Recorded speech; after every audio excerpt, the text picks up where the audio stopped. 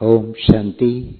जैसा विषय दिया है लगन में मगन, मैंने अनुभव किया जैसा जीवन में कि अगर ये लगन की अगन लग जाए तो हर विघ्न टल जाते हैं, कोई मुश्किल का अनुभव नहीं होता है। आरंभिक दिनों से मैंने अपने गीतों में भी लिखने की कोशिश की कि ये जीवन को संघर्ष क्यों मानूं। संघर्ष हुआ ही नहीं। हम चले तो पथ के कांटे फूल प्यारे बन गए, हम तुम्हारे तुम हमारे जब से बाबा हो गए, हम चले तो पथ के कांटे फूल सारे बन गए। जिंदगी संघर्ष है, संघर्ष माना ही नहीं। जिंदगी ये खेल है, बस खेल ही जाना ये। बाबा को साथ में लेकर इतना प्यारा सा जीवन, इतना सरल जीवन, इतना सहज जीवन, इतना समर्पित जीवन, इतना पवित्र जीवन, क्या बताऊं। कोई पूछता है कि कभी कोई जीवन के कष्ट के दिन कोई अनुभव सुनाइए, तो मैं सोचता हूं कौन सा सुनाऊं।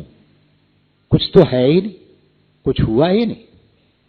ऐसा जीवन सरलता से बीत गया।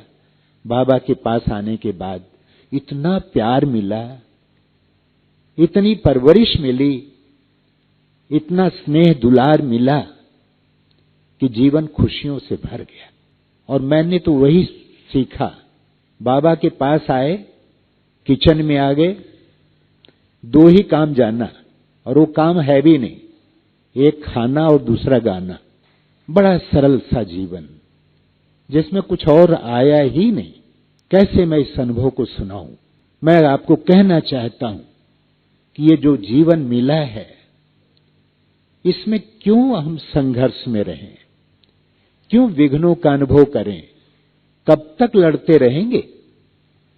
ये संगम युग का एक जन्म, सतयुग के 21 जन्मों का एक जन्म ये है जिसमें अतीन्द्रिय सुख का अनुभव हो, प्रभु मिलन का अनुभव हो, आत्म दर्शन करते, आत्म साक्षात्कार करते, आत्म परिवर्तन करते, आत्म मगन होने का युग है। ये संगम युग प्रभु मिलन का युग है। पल पल ईश्वरीय परिवार के प्रेम में पलने का है। दुआओं में जीने, दुआओं में रहने का युग है।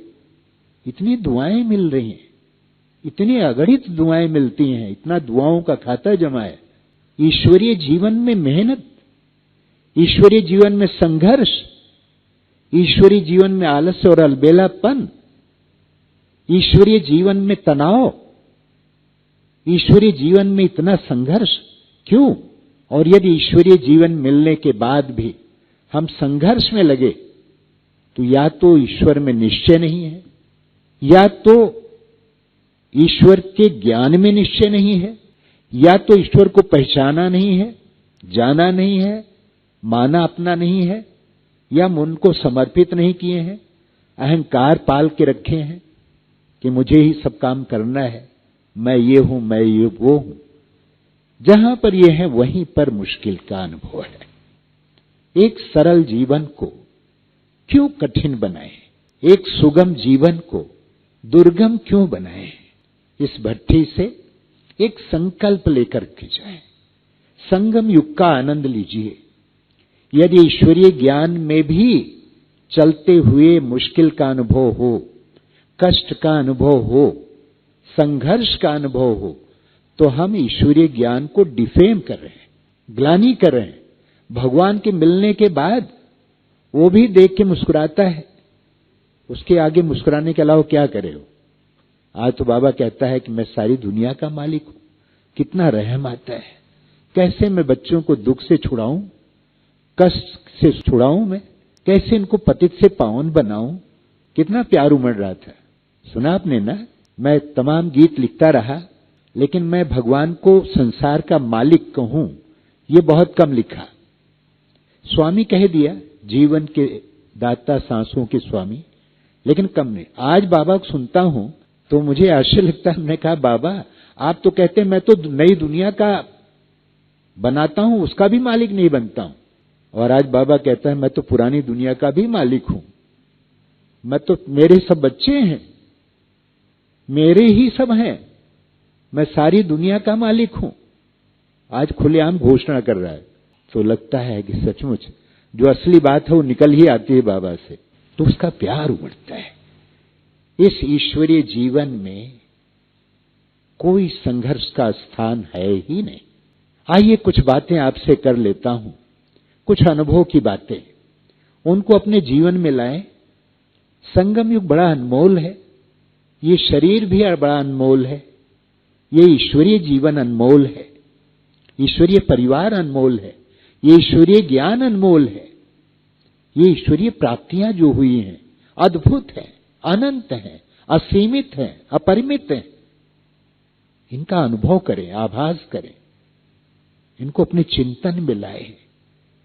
बाबा को बच्चों की मेहनत देखी नहीं जाती, बच्चों का कष्ट देखा नहीं जाता। बाबा को बच्चों का कष्ट देखकर बाबा का दिल पसीज जाता है, मुस्कुरा देता है। बच्चों को मैं सब देता हूं, बुलाता हूं, प्यार करता हूं, आह्वान करता हूं, सब देने के लिए तैयार होता हूं, लेकिन बच्चे हाथ ही नहीं उठाते। मैं दे रहा हूं, बाबा हाथ ऊपर से देता है कि बच्चे मेरा अपना हाथ दे दो, क्यों डूबते जा रहे हो? कहते हाँ बाबा आप बैठे रहो, मैं निपट लूंगा अपने आप। तो बाबा कहता अब क्या करूं ऐसे बच्चों को? उसकी आवाज सुने, अपनी अंतरात्मा में झांक के देखें, क्या मुझे मिला है, क्या प्राप्तियां हुई है। तो सतीश भाई की 7 बातें नोट कर लें। संकट नहीं सुअवसर, ये जीवन संकट का नहीं है, सुअवसर है। चैलेंज नहीं है, अपॉर्चुनिटी है, यह अवसर मिला है सौभाग्य को जगाने का, संसार को बदलने का, सारे संसार पर अखंड राज्य करने का। तो संकट नहीं सुअवसर। दूसरा, संघर्ष नहीं समर्पण, सब कुछ अपना स्वाहा कर दे, समर्पित हो जाऊं। समर्पण महता में ही सुरक्षा है। संसार के प्रचंड तूफान में परमात्म स्मृति का प्यारा सा आंचल सबसे अच्छी सुरक्षा का स्थान है। ईश्वर की गोद में सो जाओ, उसकी गोद में ही बैठो। उसने मुझे अपने गोद में आंचल में लिया है, मुझे क्या करना है? ना बड़ा बनना, ना बड़ा कहावना, ना बड़ा दुख पाओना। बच्चे बनो, बचे रहो। संघर्ष नहीं समर्पण। तीसरा, समस्या नहीं समाधान। समस्या ना हो, कोई बात की समस्या। समस्या हमारे मन की उपज है, हमारी कमजोरियों की देन है। जहां कमजोरियां होती वहां समस्या होती है। तो समस्या नहीं समाधान। समाधान स्वरूप बने। ना मैं किसके लिए समस्या हूं, ना मेरे लिए कोई समस्या है, ना कोई प्रश्न है। मैं प्रश्नों से पार प्रसन्न चित्त हूं। लगन में मगन होने का ये आधार है। समस्या नहीं समाधान। चौथा है स्वार्थ नहीं सेवार्थ। स्वार्थ नहीं, सब सेवा के अर्थ है और शिव बाबा के अर्थ है। स्वार्थ नहीं सेवार्थ, शिवार्थ।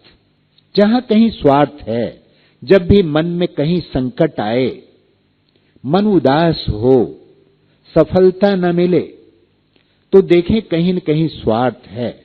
न मान मिल रहा है, न शान मिल रहा है, जो मैं चाह रही हूं वो नहीं हो रहा है, तो समझ लो कहीं न कहीं स्वार्थ है। इस जीवन में स्वार्थ का कोई स्थान नहीं है। अंधकार में पदार्थ का दर्शन नहीं होता, अहंकार में यथार्थ का दर्शन नहीं होता। खोल दो बंद दिल और दिमाग की खिड़कियां कि स्वार्थ में परमार्थ का दर्शन नहीं होता। तोड़ दो जंजीरें, निकलो बाहर। क्या स्वार्थ, किसके लिए जीना है? इस दुनिया में हम ठहरे हैं बाबा तेरे लिए। जग में पुराने ठहरे हैं, जग परिवर्तन के खातिर। इस तन में हम प्राण धरे हैं बाबा तेरे ही खातिर। तुम्हारे लिए रुके हैं, इस जीवन में रुकने का यहां कोई समय, कोई सोच ही नहीं। ये दुनिया मेरे काम की नहीं, ये दुनिया महफिल ये मेरे काम की नहीं। उपराम वृत्ति सहज उपराम रहे, बेहद का वैराग्य, ये दुनिया मेरे काम की ही नहीं। बेहद का वैराग्य नहीं है तो त्याग धोखा है, और बेहद का वैराग्य नहीं है तो ये तपस्या हठ है। बेहद का वैराग्य नहीं है तो ये पुरुषार्थ रेत के ऊपर मकान बनाना है। नोट कर लें इस लाइन को, इसके ऊपर सोचिएगा। बेहद का वैराग्य आया नहीं, आपने त्याग दे दिया, न नौकरी करना है, क्या करना, विनाश होने वाला है, न घर बनाना है, न बच्ची की शादी करनी है।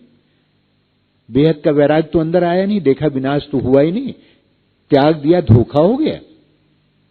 बेहद का वैराग्य नहीं है, तपस्या में बैठे, नहीं देखना है, अंदर अंदर सब दिखाई पड़ रहा है। बेहद का वैराग्य नहीं, पुरुषार्थ रोज कर रहे हैं, फिर रसों में जा रहे हैं, कहीं कन रस है, कहीं मन रस है, रूप रस है, रूप का रस, सब रसों में, रसों के रस्सियों में जकड़े, सीधा सा अर्थ है, बेहद के वैरागी बने। तो स्वार्थ नहीं सेवार्थ। पांचवा है सोच नहीं समझौता। कभी कभी हम उन बातों को सोचने लगते हैं जो हमारे हाथ में नहीं है। एक्सेप्टेंस, एक्सेप्ट कर ले, ये होना ही है। सूरज क्यों पूरब में उगता है? अरे भाई पूरब में ही उगता है, सोचो ज्यादा नहीं, उसको उगना ही उगना है, उसको सोच के अपना माथा खराब नहीं करो। ये ऐसा क्यों हो रहा है? यज्ञ में भी होता है, यहां भी होता है। ऐसी ऐसी बातों में अपने सोच को इतना बढ़ा लेते हैं कि उसी में हम डूबे। क्या जीवन मिला है, क्या देखना है और देख क्या रहे? इसलिए सोच नहीं समझौता, ये होना ही होना है, ऐसा ही चलना है। ये उसकी देन है, उसकी करामात है, उसकी महिमा है। इस ड्रामा की खूबसूरती को देखने का कोई प्रयास तो करे। क्या खूबसूरत ड्रामा है, इससे मुक्त बने। तो सोच नहीं समझौता। फिर साधना नहीं साक्षी। साधना नहीं, बड़ी साधना माना बड़ी तपस्या कर रहे हैं, साधना नहीं। हमारे यहां साधना शब्द का प्रयोग नहीं होता है कि वो साध रहे हैं, साध रहे हैं, लगे हैं साधने में। अरे एक है साधे सब सधे, सब साधे सब जाए। बाबा के प्यार में मगन हो जाओ। जो उसके प्यार में मगन हो गया वो सब कुछ पा जाता है। तेरी याद में मैं मगन हो गया हूं, न जाने मैं किस लोक में खो गया हूं। मेरे दिल की बातें तू दिल से सुनता, कहूं क्या मैं मुख से, तू पहले ही सुनता। तेरे प्यार की इंतहा अब कहां है, गगन से धरा मिल रही अब जहां है। मैं शांति के सिंधु में खो गया हूं, तेरी याद में मैं मगन हो गया हूं। तेरी याद में मैं मगन हो गया, उसकी याद में मगन हो जाए। तो साधना नहीं साक्षी। साक्षी एक ऐसा भाव है जो परमात्मा के समतुल्य कर देता है, समान बना देता है। भगवान बड़ा साक्षी है, वो ड्रामा को जानता है। ब्रह्मा बाबा भी आए लेकिन जाना है, दादियां भी आई, सबको बहुत प्यार करता था, लेकिन ड्रामा में सब होना है, इसलिए साक्षी है। इसलिए बड़ा न्यारा और बड़ा प्यारा है। न्यारा नहीं होता तो भगवान भी प्यारा ना होता, उसको कोई प्यार करता ही नहीं। साक्षी बन जाओ, एक बहुत ऊंची अवस्था है। तो साधना नहीं साक्षी। और अंतिम है सामना नहीं साथी बन जाओ। एक बाबा की वाणी चली जिसमें बाबा ने कहा विकारों का भी रूप परिवर्तन कर दो, उनको सेवा साथी बना दो। घृणा को इसमें बदली कर दो, काम को इसमें बदली कर दो, क्रोध को इसमें बदली कर दो। बाबा ने कब तक झगड़ा करते रहोगे? जहां डर रहे कि चोर चोरी करने आता है, चोर चुरा के ले जाएगा, चोर को ही घर का मालिक बना दो और दे दो चाबी।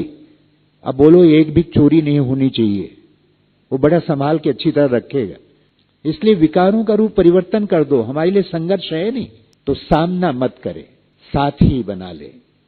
भगवान हमारा साथी है। मुल्क राज आनंद ने एक लेख लिखा था, द लॉस्ट चाइल्ड, उसमें लिखा है, दुनिया के मेले में एक बच्चा माँ बाप के साथ जा रहा है, कहता है मैं झूला झूलूंगा, मैं ये चाहता हूं, मिठाई दो, खिलाओ, ये करो वो करो। तो माँ बाप कहते हैं, अभी बिजी, अभी इसमें जाओ नहीं, भटक जाएंगे। और जाते जाते कहीं भटक गया, लॉस्ट चाइल्ड, वो खो गया बच्चा। अब माँ बाप के अलावा उसको कुछ याद नहीं, मेरे मम्मी मम्मी पापा पापा कहाँ है। वो दुनिया, वो मेले में ढूंढ रहा है। कोई मिठाई खिला रहा है तो मिठाई खाने को तैयार नहीं, कोई झूला झुलाने के लिए तैयार है तो अब वही झूला जो मांग रहा था, अब उसकी तलाश नहीं, उसकी प्यास नहीं। उसके मन में एक आसरा है, एक ही आश है, और वो आस है मेरा प्रभु से मिलन हो जाए, मेरे अपने माँ बाप मिल जाए। मुझे आत्मा की प्यास थी, दुनिया में आए, भटके, सब कुछ किया, लेकिन दिल में यही रहा कि एक भगवान मिल जाए, सब कुछ मिल जाए, फिर कुछ नहीं चाहिए। अब भगवान मिल गया तो पता नहीं कहां भटक रहे। क्यों भटकना है? वो मेरा साथी है, और जिसका भगवान साथी हो जाए उसे फिर और क्या चाहिए। मैंने बाबा को अपना साथी शुरू से लेकर के अनुभव किया। उसके लिए मैंने तमाम गीत लिखे। ईश्वर अपने साथ है, डरने की क्या बात है, भगवान हमारा साथी है, तुम्हारे साथ का अनुभव बड़ा निराला है, साथ तुम्हारा प्रभु कितना है प्यारा, पूरा रंग में रंगे उसी में, और उसके साथ का इतना अनुभव होता है।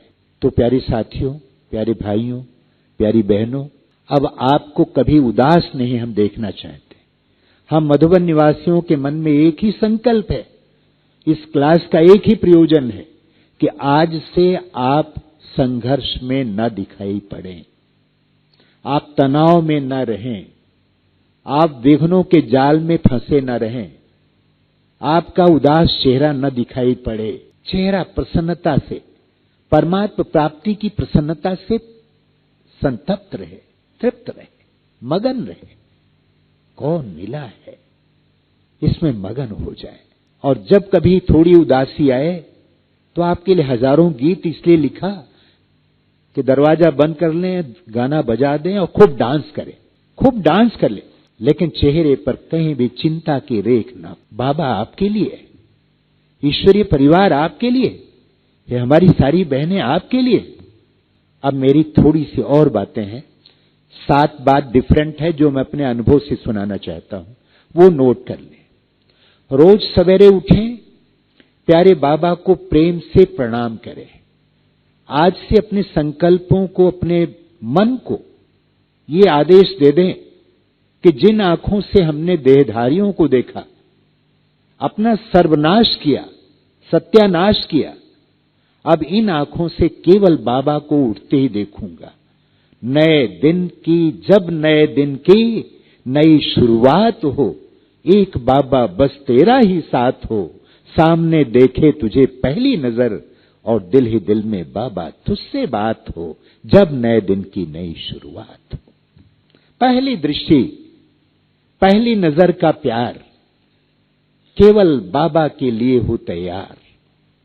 एक बाबा मेरा सामने देखें, सामने बाबा को देखें, ऐसे बैठ जाए। आपको एक जो प्रायः देखने में आता है, मैं बताना चाहता हूं कि पहला तो है बाबा को प्रेम से प्रणाम कर लें। सुबह सुबह उठो कहते कहते, ओ प्यारे बाबा नमस्ते नमस्ते, प्यार से कहो मुस्कुराते हंसते हंसते, ओ प्यारे बाबा नमस्ते नमस्ते, गुड मॉर्निंग बाबा, गुड मॉर्निंग।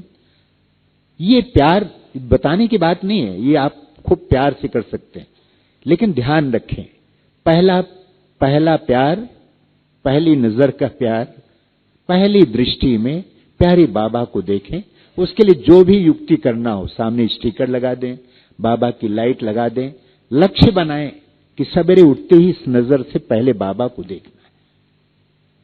और ऐसे पलकों न बंद होना, ये पल न जाने देंगे, मिले कल्प बाद हमको, अब हम जुदा न होंगे। प्रभु तुमको निहारने को दिल चाहता है। सबसे पहले उठते ही बाबा को देखें, और बाबा को एक बार नहीं 3-4 बार तब तक नमस्ते करें जब तक आप सजग होके सावधान होके बड़ी लगन से नमस्ते न कर लें। है छोटी छोटी बातें, लेकिन रेगुलर काम में आने वाला है। वो आपको मैं बताता हूं जो आपकी दिनचर्या को, आपके जीवन को अच्छा बना देंगे। जो मैं करता हूं वही सुनाता हूं। दूसरी बात, इस निश्चय के साथ चारपाई से आपका अवतरण होना चाहिए कि मैं चारपाई से नहीं उतर रहा हूं, मैं वतन से उतर रहा हूं। रात को बाबा की गोद में सोया और विनाश हो गया, दूसरे दिन आने का नौबत ही नहीं। बाबा ने कहा, बच्चे तुमको नई दुनिया देता हूं, नया शरीर देता हूं, फिर से वो शरीर ले जाओ ताकि लोगों को भ्रम ना हो कि मेरे पिताजी तो ऐसे थे, ये कौन आ गया। तो आपको वही शरीर दिया जाता है, उसी शरीर के साथ आपका अवतरण हो।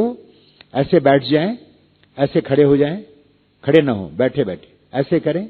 सब कोई वरदानी मुद्रा में ऐसे करें। वरदानी, मैं शिव शक्ति हूं, मैं अवतार हूं, मैं पवित्रता का अवतार हूं, मैं शिव शक्ति हूं, मैं शिव शक्ति हूं। ऐसा लगे कि इस समय मेरा साक्षात्कार हो रहा है। चारपाई से उतरते ही खड़े होकर पहला संकल्प, मैं शिव शक्ति हूं, मैं अवतार हूं। इसको पक्का करें, 5 बार कहें। 5 बार कहेंगे तो बुद्धि में जाएगा। तो दूसरा ये संकल्प लें, मैं शिव शक्ति हूं, मैं अवतार हूं। ये अगर आपने 5 बार दोहरा लिया पहले, मतलब चारपाई से उतरते ही, तब समझ लिया आपने अपने आप को चार्ज कर लिया। और दिन भर में इसको 5 बार कर लें। ये आपको स्वमान इतना शक्तिशाली बनाएगा कि एक दिन में भी अगर आपने पूरा 25 बार कर लिया तो आप देखिए इतना अच्छा परिवर्तन आएगा कि एक हफ्ते में अगर लगातार आपने किया तो कितनी समस्याएं रहेंगी वो छूमंतर हो जाएंगी, खत्म हो जाएंगी। ये बहुत गहरा है। तीसरी बात, अमृत वेला को पक्का करना है। एक शक्तिशाली अमृत वेला हमारी दिनचर्या का आधार है, हमारे सारे प्रश्नों का जवाब है, हमारे सारी समस्याओं का समाधान है। अमृत वेला शक्तिशाली। इसलिए मैं जब से मधुबन में आया, एक को ऐसा पकड़ा कि छोड़ूंगा नहीं। मैंने मधुबन की दिनचर्या को फॉलो किया और उसको ही अपनी लगन का आधार बना लिया, अपना सिद्धांत बना लिया कि अमृत वेला मुझे कभी भी मिस नहीं करना है। ये भगवान की देन है। ये भगवान ने अपॉइंटमेंट दिया है कि मैं तुमसे मिलूंगा। भगवान ने अपॉइंटमेंट दे और मिस कर दूं? तो आपको ये भी बता दूं, अमृत बेला का मतलब नहीं कि आप 2 बजे से बैठ जाओ। अमृत बेले का अर्थ है बहुत ज्यादा जाग करके, सो करके योग करना। वो आपकी डिक्शनरी से आज से खत्म होना चाहिए। मैं उसको योग मानता ही नहीं जिसमें आप नींद करते हैं। और अपनी आदत हो गई, रात भर जागा रहूंगा, लेकिन जैसे लाइट में बैठता हूं बाबा की किरणों के नीचे, तैसे बाबा में मगन, लगन में मगन हो जाता हूं। 1-पौना घंटा हमारा इतना अच्छा होता है, उसमें से 1 सेकंड भी व्यर्थ नहीं गंवाता। और वही शक्तिशाली अमृत बेला का यह रिजल्ट है जो आपके सामने बैठा। आप एक ही पक्का करें, 3:30 बजे उठ जाइए जैसा नियम है, 4 बजे तक तैयार हो जाइए, 4 से पौने घंटा कीजिए, लेकिन उसको बेस्ट से बेस्ट कीजिए, साक्षात्कार मूर्त बन करके। लक्ष्य बनाइए कि अमृत वेला जो नींद का नशा होता है उसको समाप्त करके रहना है। और सामने देखें बाबा को सामने देखें, विस्फारित नेत्रों से, निर्निमेष दृष्टि से अपलक बाबा को निहारे और बाबा से मीठी बात करें। अगर आपने 5 मिनट तक पलकों को खोल के रखा, आप निद्रा मुक्त हो जाएंगे। एक और भी है, और जब ऐसी स्थिति बन जाए तब आप अपनी आंखों को मिनिमाइज करें, यहां बाबा यहां देखें स्वयं को, और धीरे धीरे अपनी आंखों कम से कम करें, लेकिन बंद न होने दें। और एक ऐसी स्थिति रहेगी जब आपकी निद्रा कोसों दूर भाग जाएगी। तो इस तरह अमृत वेला करें पक्का। यह है तीसरी बात। चौथी बात, बाबा की मुरली में मगन हो जाए। रोज रात को सोने के पहले तक भी आपको पूरी स्मृति रहे कि आज बाबा ने क्या कहा था, जिसे आपको याद प्यार में बताया, तो इसे पूरी याद करके मगन हो जाएं। और 5वां है कर्मयोग। कर्मयोग के 5 स्वरूपों का अभ्यास करें। कर्मयोग का एक सटीक आपको बहुत अच्छा उदाहरण देता हूं। ऐसे हाथ ऊपर करें, ऊपर कर लें हाथ, अनुभव करें कि यहां पर बाबा है, शिव बाबा की किरणें मेरे ऊपर पड़ रही हैं और मैं आत्मा चमक रही हूं। बाबा, किरणें और मैं आत्मा। जब कोई भी काम करें बस यही पक्का करें, एक है, बाबा, किरणें और मैं आत्मा, बाबा, किरणें और मैं आत्मा। गाड़ी चला रहे हैं, खाना बना रहे, कुछ भी कर रहे हैं, ये पक्का करें कि शरीर छोड़े तो भी लगे कि मैं शरीर छोड़ रहा हूं, लेकिन मेरा बाबा दिखाई पड़ रहा है, बाबा की किरणें आ रही है और मैं आत्मा। ये अभ्यास पक्का करेंगे तो अंत में भी काम में आएगा। इसको पक्का कर ले।